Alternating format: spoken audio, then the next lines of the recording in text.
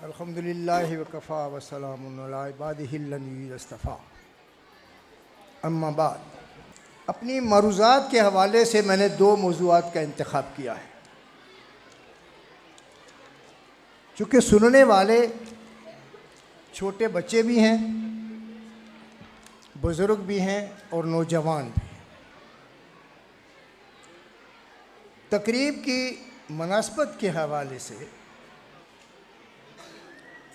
मेरे पहले मुखातिब हैं अदारा हाजा के असातिज़ा इकराम। उनके लिए मैं एक नज़म तलाश करके लाया हूँ जो नज़र क़ारीन है। नज़म का उन्वान है,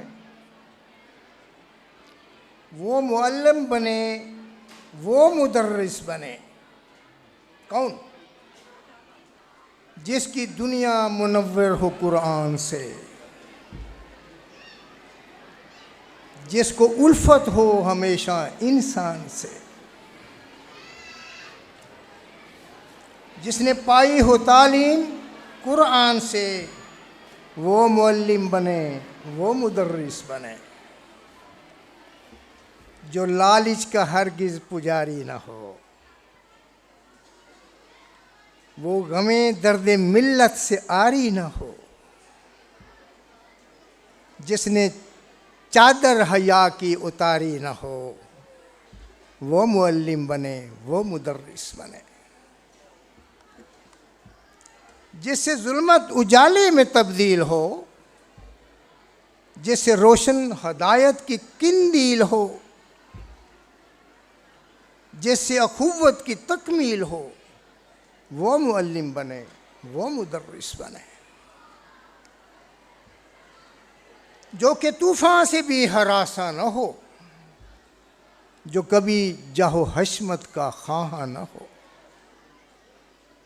जो मसाइब में घिर कर परेशान न हो, वो मुअल्लिम बने वो मुदर्रिस बने। जो कि अज़हर सदाकत की तस्वीर हो, ख्वाब मिल्लत की वो उम्दा ताबीर हो, जिसकी हर बात कुरान की तफसीर हो, वो मुअल्लिम बने वो मुदर्रिस बने। चीमा साहब से मैं दरख्वास्त करूँगा और ये नज़म मैं उनकी नज़र कर दूँगा, वो असातिज़ा के लिए अपने स्टाफ रूम में इसे अवेज़ा कर दें, ताकि असातिज़ा किराम की नज़र उस पर पड़े और उन्हें याद आए कि हमारा मुकाम क्या है। बात मुख्तसर करनी है, बात मैं लंबी करना चाहता था। मेरा दूसरा मौजू है जी सूरह लुक़मान आयत नंबर 13 से 19। मेरे पास इसका उर्दू और इंग्लिश तर्जमा भी मौजूद है। मैं चाहता था इसकी तलावत करूं, इसका उर्दू तर्जमा और फिर इंग्लिश में, लेकिन मैं उर्दू पर इक्तफ़ा कर रहा हूं।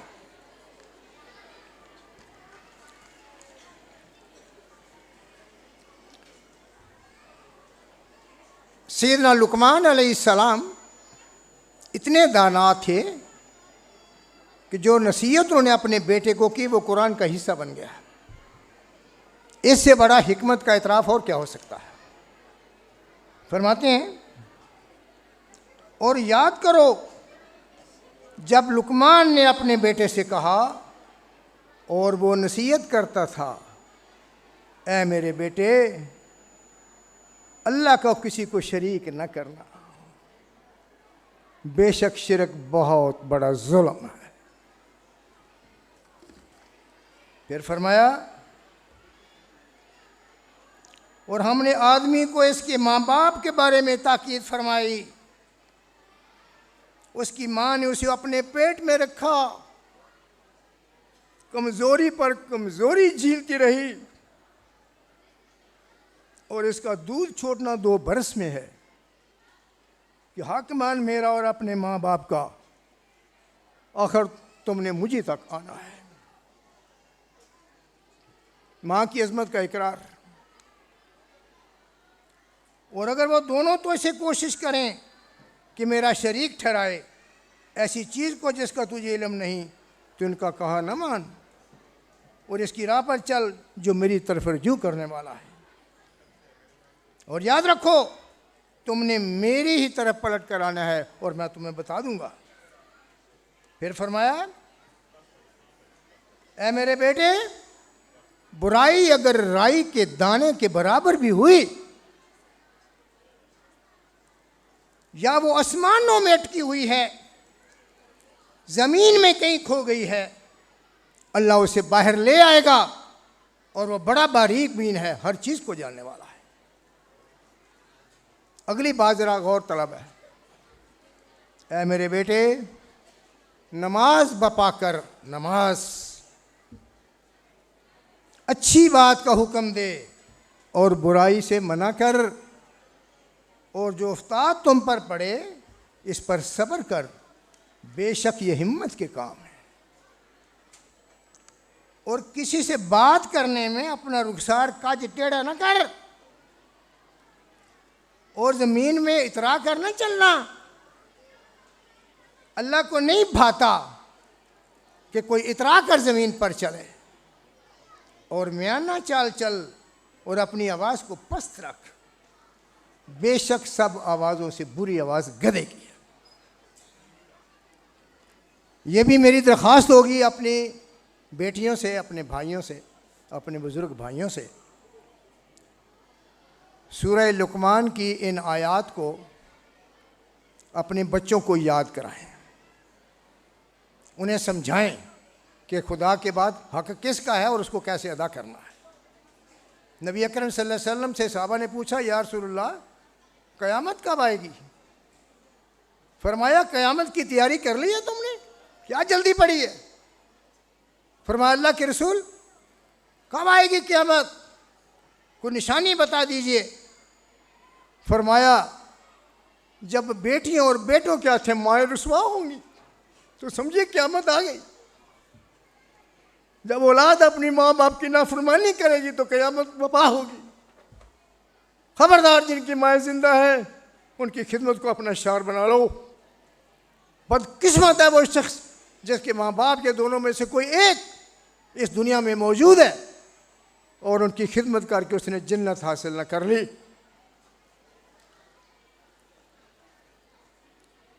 जनाब मोहम्मद यूनुस चीमा साहब, chief executive angel school system, इस पुरवकार तकरीब में मुझे मदऊ करने पर और इसे खूबसूरत बनाने में वो मुबारकबाद के मुस्तहक हैं। उन्होंने स्कूल का नाम रखा है एंजल्स। ये मेरे घर के करीब ही है और जब मैं गुजरता हूँ तो मैं ये बोर्ड पढ़ता हूँ। एक बात की मैं उनसे वजाहत चाहूँगा, जब उनकी बारी आए तो ज़रूर बता देना। चीमा साहब, हमने आपको दिए हैं एंजल्स। भाई छोटा बच्चा फरिश्ता ही होता है ना, गुनाह तो नहीं करता कोई, इन्हें अपने इंसान बनाना है और इसकी आप कोशिश कर रहे हैं। इस कोशिश को सराहते हुए जोरदार तालियां बजाइए उनके लिए।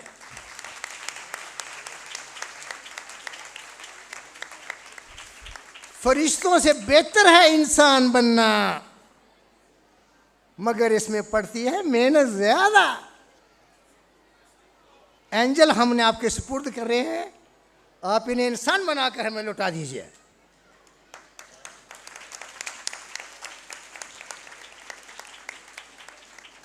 इनके स्कूल की एक फ्लैक्स मैंने देखी, अल्लामा इकबाल के खूबसूरत अशार का इंतखाब था, वो ज़रा मैं भी पेश करना चाहता हूँ। हो ना ये फूल तो बुलबुल का तरन्नम भी ना हो। फूल कौन है? अल्लाह के रसूल। चमने दर में कलियों का तबस्सुम भी ना हो, ना ये साकी हो तो फिर मैं ना हो और तुम भी ना हो। बज़्म तौहीद में दुनिया में न तुम हो न हम। और अगला शेर मैंने बड़ी तफसील से मैं इसकी शरह पढ़ी है। इकबाल कहते हैं, खैमा फलां का इस्तादा इसी नाम से है। ये जो छत है ना नीली, इसी नाम से खड़ी है। ये नाम मनफी कर देंगे छत गिर जाएगी।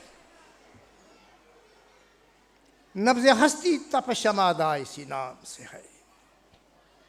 ये नाम खारिज हो जाए तो कायनात की नब्ज़ रुक जाएगी। बहुत मुबारकबाद कि दुनियावी तालीम के साथ साथ एक बहुत बड़ा नाम अल्लामा कारी खालिद महमूद रहमतुल्लाह अलैह, उनके फ़र्जंदे अर्जमंद के आपने, मैं उनके मरीदान में से था, मेरी बहुत उनसे कुर्बत थी, उनकी दीन के लिए बहुत खुदमात हैं। उनके फ़र्जंदे अर्जमंद के आपने उनको हवाले किया हुआ है और वो इसको खूब निभा रहे हैं। हाफ़िज़ साहब से मेरी एक दरख्वास्त है कि जिन बच्चों ने कुरान हिफ़्ज़ किया है ये इसे भूले ना, क्योंकि मेरे पास ऐसी मिसालें मौजूद हैं। कुरान का हिफ़्ज़ करना कोई छोटी बात नहीं है और उसे भुला देना मुनासिब नहीं है। वो मेहनत बर्बाद गई ना, तो दीन को दुनिया को साथ लेके चलना है तो कुरान तो फिर डेडिकेशन मांगता है ना जी, यूं ही तो नहीं हो जाता। आखिर पर जी एक छोटी सी गुजारिश,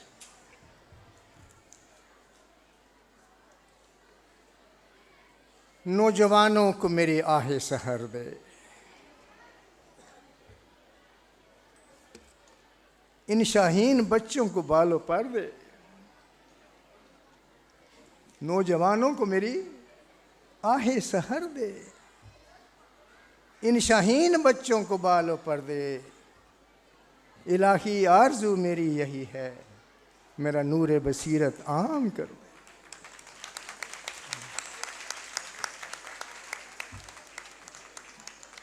हम दुआ के लिए रह गए हैं, गज़ा के मुसलमानों के लिए रो के दुआ मांगे। दुनिया के 55 मुल्क, इस्लामी मुल्क, 1.5 अरब से ऊपर की आबादी प्यास से मरते बच्चों के लिए एक गिलास पानी नहीं मुहैया कर सकी। ये मातम का मुकाम है। उंदलस के किनारे तारिक बिन ज़ैद ने क्या कहा था? मेरे उस्ताद थे, मुझे इंग्लिश पढ़ाते थे और इंग्लिश पढ़ाते पढ़ाते उन्होंने फ़ारसी का कोई शेर मुझे सुनाए, मैं सुना के बात ख़त्म कर रहा हूँ। तारिक चुंबर किनारे उंदलस सफ़ीना सोख्त। तारिक ने जब उंदलस के किनारे कहा अपने सफ़ीनों को जला दो, गुफ्तन करे तो बनिगाहे खिरद खतास्त। फौज कहने लगी क्या कह रहे हैं आप, सबब को तर्क करना कोई मुनासिब बात है? तारिक चुबर किनारे उंदलुस सफ़ीना सोख्त, गुफ्तंद करे तो बनिगाहे खिरद खतास्त। दूरे मसवाद बाचू रुसेम, तरके सबब ये रूए शरीयत कुजा रवास्त। काम ने वापस जाना है, अब कश्तियां जला रहे हैं, सबब को तर्क करना क्या शरीयत में जायज़ है? क्या कहा उसने? खंदीद बदस्ते खेश बशमशीर बुर्दगुफ्त, हर मुल्क मुल्क मास्त के मुल्क खुदाए मास्त। हम वापस जाने के लिए नहीं आए, यह मुल्क हमारा है इसलिए कि हमारे खुदा का मुल्क है। और मोहम्मद बिन कासिम तो एक बेटी की पुकार पर आ गया था जिसकी वजह से हम मुसलमान हैं। हमें क्या हो गया?